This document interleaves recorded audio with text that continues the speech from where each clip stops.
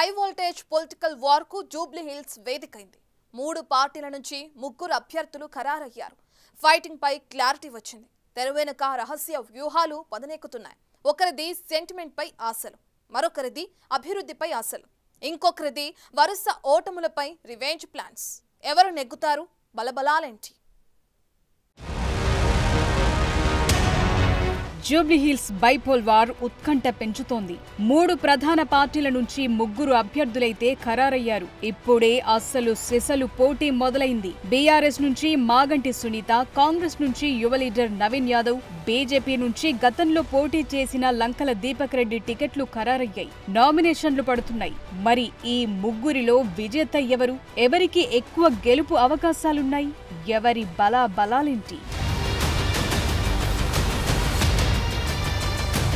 Jubilee hills pole ఈసారి చాలా different. Sitting seat గెలిచి తమ ఇమేజ్ డౌన్ కాలేదు అని ఖచ్చితంగా నిరూపించుకోవాల్సిన పరిస్థితి బీఆర్ఎస్ ముందుంది. అటు రాష్ట్రమంతా హవా చూపి అధికారం చేపట్టిన కాంగ్రెస్ గ్రేటర్లో మాత్రం బోడీ కొట్టలేదు. సో ఈ జూబ్లీ బైపోల్లో గెలవటం ద్వారా తమ జైత్రయాత్ర మొదలు పెట్టాలనుకుంటున్నారు. పైగా పార్టీ అధికారంలో ఉండడంతో విక్టరీ కొట్టడం కాంగ్రెస్ కు చాలా ప్రతిష్టాత్మకంగా, అంతకు మించి సవాల్గా మారింది. ఇక బీజేపీ కూడా ఎప్పుడు 3వ స్థానానికే పరిమితం కాకుండా ఎఫెక్ట్ చూపించేందుకు వ్యూహాలు మారుస్తోంది. పైగా ఇక్కడ బరిలో ఉన్న 3 ప్రధాన అభ్యర్థులు నవీన్ యాదవ్, దీపక్ రెడ్డి, మాగంటి సునీత స్థానికులే. అందుకే ఈ బైపోల్ వార్ చాలా ఇంట్రెస్టింగ్ గా, ఉత్కంఠగా మారిపోయింది.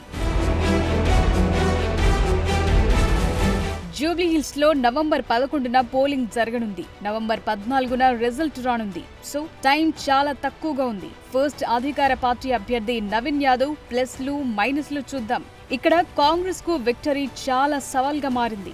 చాలా కసరత్తుల తరువాత స్థానిక యువనేత, అనుభవమున్న నవీన్ యాదవ్ కు టికెట్ ను ఖరారు చేసింది. 3 మంత్రులు, కార్పొరేషన్ చైర్మన్లు, ఎమ్మెల్యేలతో పాటు ఇతర నాయకులను ఇక్కడ ప్రచారంలో దింపింది. ఇప్పటికే కోట్లాది రూపాయల అభివృద్ధి పనులను చేపట్టింది కూడా. కాంగ్రెస్ పార్టీ గత అసెంబ్లీ ఎన్నికల్లో ఘన విజయం సాధించి అధికారాన్ని చేపట్టిన గ్రేటర్లో మాత్రం ఒక్క సీట్ గెలవలేదు. దీంతో ఇక్కడ గెలిస్తే రానున్న జీహెచ్ఎంసీ ఎన్నికలకు దారి ఏర్పడుతుందనుకుంటున్నారు. గ్రేటర్ పరిధిలో కాంగ్రెస్ కు ఒక్క ఎమ్మెల్యే సీట్ కూడా లేకపోవడంతో CM Revanth Reddy Jubilee hills segment ను ప్రతిష్టాత్మకంగా తీసుకున్నారు. గ్రేటర్ లో కథ మార్చాలనుకుంటున్నారు. ఓట్ చోరీ సహా బీఆర్ఎస్ వేదికలపై చేస్తున్న వ్యవహారాలపై కాంగ్రెస్ ఘాటుగానే రియాక్ట్ అవుతోంది. పార్లమెంటులో 0, కంటోన్మెంట్ బైపోల్ ఓటమి, ఇప్పుడు జూబ్లీ హిల్స్ లోనూ గులాబీ పార్టీకి అదే రిజల్ట్ వస్తుందంటూ కౌంటర్లు వేస్తోన్న పరిస్థితి. నేను జాలి పడతా ఉన్నా నా సోదరి పట్ల. ఎవరికైనా బాధ ఉండొచ్చు, కానీ వేదికల మీద రాజకీయ ప్రసంగాల మధ్య కన్నీళ్లు పెట్టుకొని సానుభూతి ఓట్లు సంపాదించాలనే ప్రయత్నం చేస్తున్న కేటీఆర్, హరీష్ రావు, ఇతర టీఆర్ఎస్ నాయకులను కోరుతా ఉన్నారు. 10 సంవత్సరాలుగా జూబ్లీ హిల్స్ చేసిన అభివృద్ధికి సంబంధించిన చర్చలని ఆ అంశం చెప్పలేక కన్నీళ్లు పెట్టుకొని ఒకరు ఓదారుతుంటే ఈ డ్రామా అంతా కూడా సినిమాలో చూసినట్టు అనిపిస్తూ ఉంది. తప్పకుండా ఈ దెబ్బతోటి శాసనసభలో ఓడిపోయినటువంటి దానికి, తిరిగి పార్లమెంట్లో 0 సీట్లకు వచ్చిన దానికి, కంటోన్మెంట్ ఉప ఎన్నిక దెబ్బకు, జూబ్లీ దెబ్బకు గుయ్యం అనేటువంటి పరిస్థితి వాళ్ళు ఎదుర్కొంటారు. నవీన్ బలమైన యాదవ సామాజిక వర్గానికి చెందిన బీసీ అభ్యర్థి కావటం ప్లస్ పాయింట్. ప్రస్తుతం తెలంగాణలో బీసీల చుట్టూ రాజకీయం నడుస్తోంది. ఈ ఫ్యాక్టర్ ఎన్నికల్లో పనిచేస్తుందని ఆశలు పెట్టుకుంటోంది కాంగ్రెస్. నవీన్ గతంలో 2 సార్లు ఓడిపోయారన్న సెంటిమెంట్ ఉంది. పైగా అతడు చేసే సేవా కార్యక్రమాలు గట్టెక్కిస్తాయనుకుంటున్నారు. నవీన్ యాదవ్ తండ్రికి ఈ సెగ్మెంట్ లో గత 4 దశాబ్దాలుగా బలమైన అనుబంధం ఉంది. కొన్ని రోజులుగా ఈ సెగ్మెంట్ లో వరుసగా మంత్రుల పర్యటనలు, భారీ అభివృద్ధి పనులకు శంకుస్థాపనలు జరగటం పాజిటివ్ గా ఉంది. పైగా నవీన్ యాదవ్ గతంలో ఎంఐఎం నుంచి పోటీ చేయటం, మైనార్టీ వర్గాల సపోర్టు కలిసి వచ్చే ఛాన్స్ ఉంది. మరోవైపు వీరి కుటుంబంపై ఉన్న కేసులను ప్రత్యర్థి పార్టీలు అస్త్రాలుగా మార్చుకుంటున్నాయి. టికెట్ ఆశించి భంగపడ్డ అజరుద్దీన్, అంజన్ కుమార్ యాదవ్, సిఎన్ రెడ్డి లాంటి వాళ్లను ఇప్పటికే బుజ్జగించారు. అయితే వారు ఎంతవరకు ఓపెన్ గా సపోర్ట్ చేస్తారన్నది కీలకంగా మారుతోంది. అటు బీఆర్ఎస్ కు ధీటుగా సోషల్ మీడియాను ఉపయోగించి లేదన్న టాక్ వినిపిస్తోంది. సో ఈ మైనస్ పాయింట్లను అధిగమిస్తే విజయానికి మరింత దగ్గరవుతారన్న లెక్కలైతే ఉన్నాయి.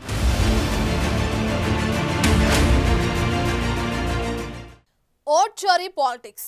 వివిధ వర్గాలు పోటీకి దిగుతామని సవాళ్లు చేస్తుండడం జూబ్లీహిల్స్ బైపోల్లో హీట్ పెంచుతున్నాయి. ఇక మాగంటి సునీత, అటు బీజేపీ అభ్యర్థి లంకల దీపక్ రెడ్డి ఎన్నికల వ్యూహాలు, మధ్యలో ఎంఐఎం గేమ్, ఇవన్నీ కీ ఫ్యాక్టర్స్ అవుతున్నాయి.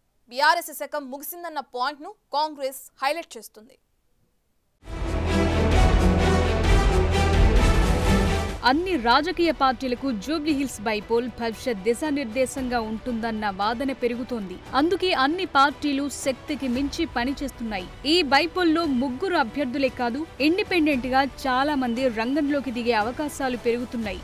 100 మందికి పైగా పోటీ చేసే ఛాన్స్ ఉందంటున్నారు. RRR రైతులు, ఇతరత్ర భూసేకరణ బాధితులు, గ్రూప్ 1 అభ్యర్థులు, నిరుద్యోగులు, ఎస్సీ రిజర్వేషన్లకు సంబంధించి కొందరు, ఇలా చాలా మంది జూబ్లీహిల్స్ బైపోల్ ను వేదికగా చేసుకోవాలనుకుంటున్నారు. ఇప్పటికే 30 మందికి పైగా బరిలో దిగారు. నామినేషన్ల ఉపసంహరణ తరువాత అసలైన పోటీదారులపై క్లారిటీ రానుంది. కాంగ్రెస్ బూత్ స్థాయిలో వర్కౌట్ చేస్తోంది. రాష్ట్ర కాంగ్రెస్ మీనాక్షి నటరాజన్ స్వయంగా రంగంలోకి దిగారు. టీపీసీసీ అధ్యక్షుడు మహేష్ కుమార్ గౌడ్, మంత్రులు పొన్నం ప్రభాకర్, వివేక్ వెంకటస్వామి, ఎంపీ అనిల్ కుమార్ యాదవ్, కార్పొరేటర్లు సిఎన్ రెడ్డి, మాజీ ఎంపీ అజరుద్దీన్, స్థానిక సీనియర్ నాయకులు రెహ్మత్ నగర్ డివిజన్ సన్నాహక సమావేశంలో పాల్గొన్నారు. బీఆర్ఎస్ శకం ముగిసిందన్నారు. జూబ్లీహిల్స్ సీట్ కాంగ్రెస్ ఖాతాలో పడటం ఖాయమన్నారు మహేష్ కుమార్ గౌడ్. కళ్ళబొల్లి మాటలు చెప్తే ఒక్క మాట చెప్పాలా కేటీఆర్. ఈ 10 ఏళ్ళ విధ్వంస పాలన మేము మర్చిపోలే. ఈ 10 ఏళ్ళ ఏ రకంగా దోపిడేందో మేము మర్చిపోలే. 10 ఏళ్ళ ప్రాజెక్టు పోరాటం ఎన్ని కోట్లు దోచుకున్నారో మేము మర్చిపోలే. జూబ్లీహిల్స్లో ఏ రకమైనటువంటి అసాంఘిక కార్యక్రమాలు, పిల్లలు తప్పుదో పడే విధంగా కార్యక్రమాలు మీ టైంలో, మీ నాయకత్వంలో జరిగినవి మేము మర్చిపోలే. అన్యాయంగా కొత్తగా రావాల్సిన యువకులు తప్పుతో పడుతున్నటువంటి పరిస్థితులు ఎందుకు వచ్చాయో గత ప్రభుత్వం హయాంలో మేము మర్చిపోలేని మాట కేటీఆర్ అడగాలి.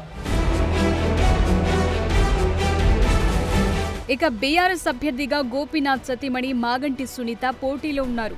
ఆమె తన కూతుళ్లతో కలిసి డివిజన్లలో ప్రచారాలు పెంచేశారు. అటు మాజీ సీఎం కేసీఆర్ ప్రచారం కోసం 40 లక్షల చెక్కిచ్చి పంపించారు. గత 3 టర్మ్లో భర్త గెలవటం, ఆయన చేసిన అభివృద్ధి పనులు, చనిపోవటంతో జనంలో సానుభూతి పవనాలపై ఆశలు పెట్టుకున్నారు. సునీత గెలుపు కోసం కేటీఆర్, హరీష్ రావు, తలసాని, పద్మారావు గౌడ్ తో పాటు రాష్ట్ర వ్యాప్తంగా ఉన్న బలగాలను బీఆర్ఎస్ మోహరిస్తోంది. సెటిలర్ల ఓట్లు తమకే వస్తాయనుకుంటున్నారు. మరోవైపు బలహీనతలు కనిపిస్తున్నాయి. కాంగ్రెస్ బీసీ అభ్యర్థిని బరిలోకి దింపటం, మాగంటి వర్గీయుల్లో చీలికలు, ఎంఐఎం సపోర్టు దూరమవటం వంటి ఉన్నాయి.